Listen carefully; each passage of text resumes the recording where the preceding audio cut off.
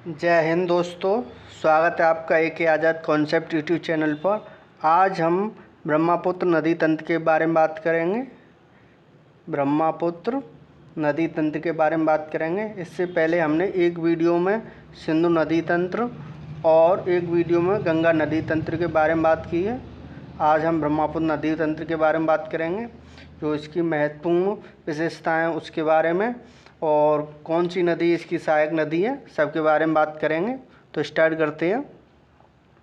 तो दोस्तों, तिब्बत में एक कैलाश श्रेणी है, ठीक है। कैलाश श्रेणी है तिब्बत में, ठीक है। ये तिब्बत में एक कैलाश श्रेणी है।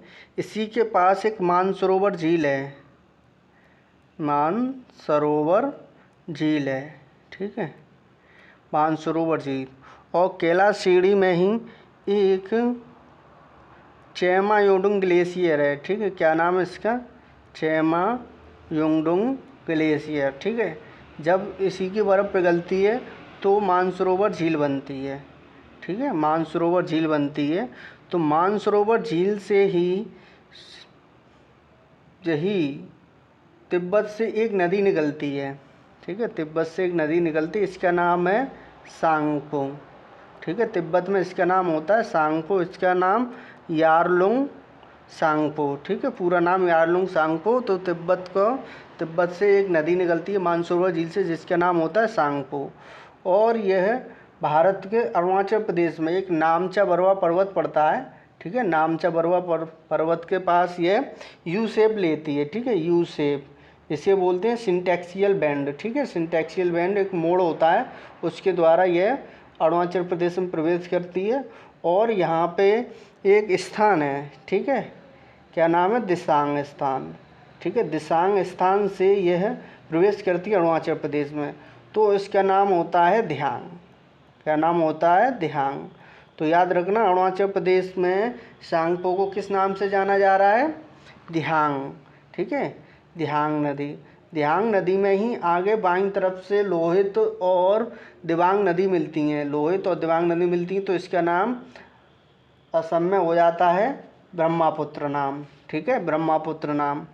जब इसमें ब्रह्मपुत्री नदी से आगे चलती है, यह इधर से एक पद्मा नदी आती है। पद्मा नदी ब्रह्मपुत्र में जब पद्मा मिल जाती है, ठीक है, पद्मा, और इधर से ब्रह्मपुत्र आ रही है, तो दोनों ब्रह्मपुत्र और पद्मा मिलती हैं, तो इसका नाम हो जाता है जमुना, ठीक है। क्या नाम हो जाता है? जमुना। जब जमुना में ही आगे चल के बाईं तरफ से एक नदी मिलती है, मेघना, ठीक है। तो यह मेघना नाम हो जाता है। जमुना मेघना नदी मिली तो मेघना नाम हो जाता है। और मेघना के नाम से ही बंगाल की खाड़ी में, यह बंगाल की खाड़ी है, ठीक है दोस्तों। यह कौन सी? बंगाली खाड़ी में। और यह विश्व का सबसे बड़ा डेल्टा बनाती है, जिसका नाम होता है सुंदरबन का डेल्टा, ठीक है। सुंदरबन का डेल्टा बनाती हैं। अब हम इनकी बारे में बात करते हैं, जो महत्वपूर्ण सहायक नदियां हैं उनके बारे में बात करते हैं, ठीक है। महत्वपूर्ण सहायक नदियों के बारे में बात करते हैं। तो देखते हैं, यह सांगपो नदी जब अरुणाचल प्रदेश में प्रवेश करी दिसांग स्थान, तो नाम हो जाता है इसका दिबांग, ठीक है। धियांग। तो पहले हम देखेंगे दाईं ओर वाली नदियाँ, ठीक है। दाईं ओर नदियाँ। तो सबसे पहले नदी इसमें मिलती है, नदी मिलती है तुम्हारी सुबनसिरी, ठीक है। सुबनसिरी, इसका नाम क्या है? सुबनसिरी, ठीक है। और यहाँ से इसका नाम धियांग नाम चलती है, धियांग। और इसी में ही आगे चल के जब बाईं ओर से धियांग, दिबांग और लोहित मिलती हैं, तो इनका नाम ब्रह्मपुत्र हो जाता है असम में। तो पहले हम दाईं ओर की नदियाँ देख रही हैं, इसका नाम हो गया सुबनसिरी।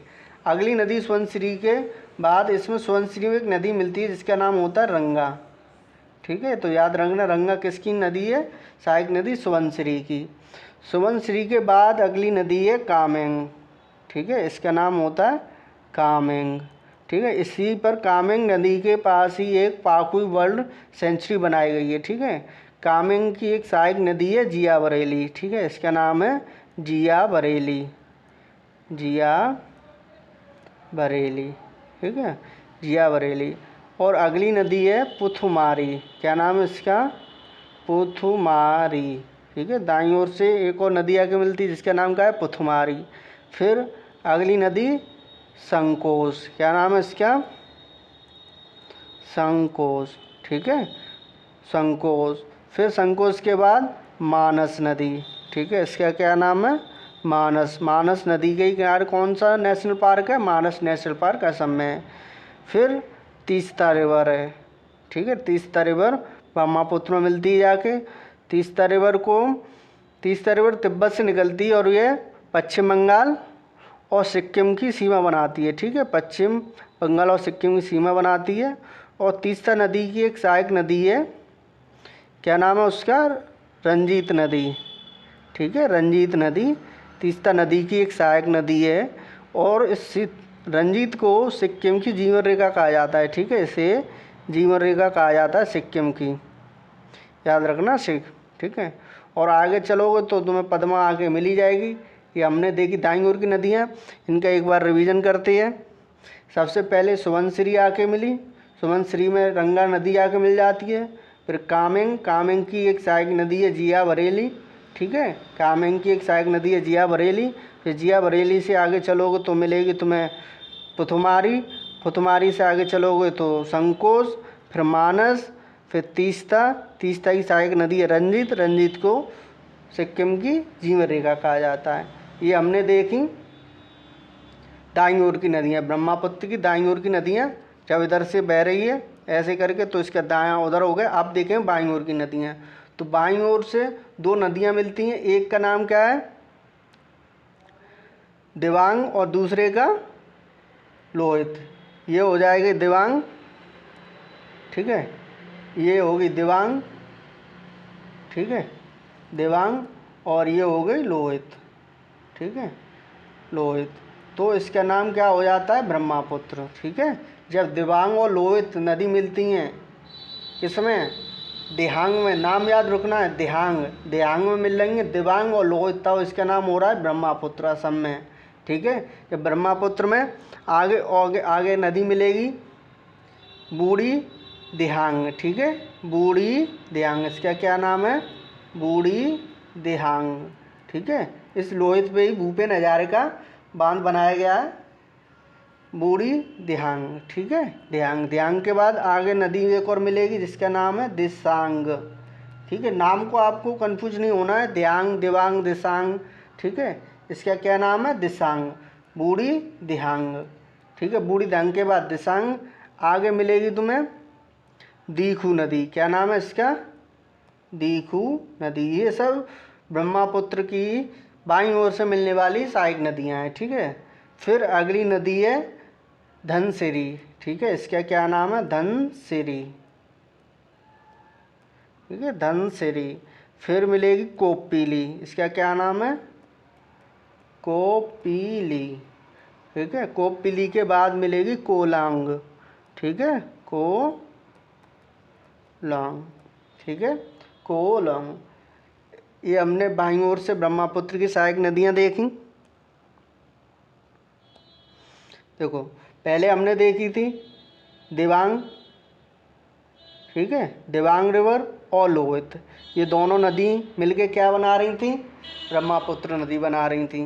ब्रह्मपुत्र में आगे एक नदी मिलती जिसका नाम है बूढ़ी दिहांग। क्या नाम है? दिहांग, बूढ़ी दिहांग नदी। फिर आगे मिलेगी दिसांग नदी। ठीक है, ये कौन सी है? दिसांग नदी है। फिर दीखू नदी है, फिर धनसिरी, फिर कोपिली। ठीक है, इसका नाम क्या है? कोपिली, और इसका कोलांग। ठीक है, ये सब किसकी सहायक नदियाँ? ब्रह्मपुत्र की नदी। अब ब्रह्मपुत्र में पद्मा आके मिलेगी। ठीक है, इधर से पद्मा आ गई और इधर से ब्रह्मपुत्र नदी आ रही है, तो यहाँ जब दोनों मिल जाएंगी तो इसका नाम हो जाएगा जमुना।